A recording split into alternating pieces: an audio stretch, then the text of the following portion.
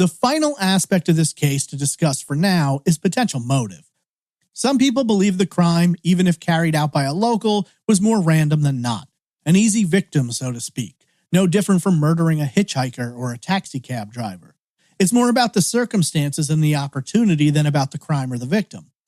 Others think that Bobo herself was directly targeted, whether that was out of rage towards her, a grotesque fascination, or because the killer believed he could manipulate her and lure her into a trap.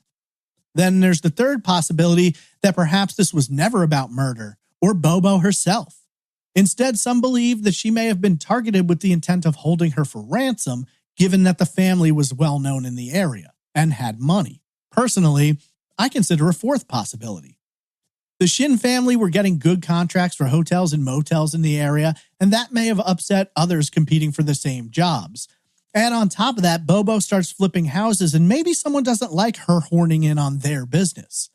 I've always found it fascinating that the so-called key witness was a carpenter working across the street. I'd love to know if he'd ever spoken to Bobo, if he'd ever offered his services in her house flipping business, or if he had placed a bid on that house or the one she had flipped previously. This was only the second house she'd ever flipped, so it's not like she had a long-established history of doing it. She was new to the game, and someone might have felt possessive about the process or perhaps the houses on McNeil Street themselves. Whether Bobo was taken due to obsession, revenge, or money, those are some of the oldest motives in the book. So what do you believe happened?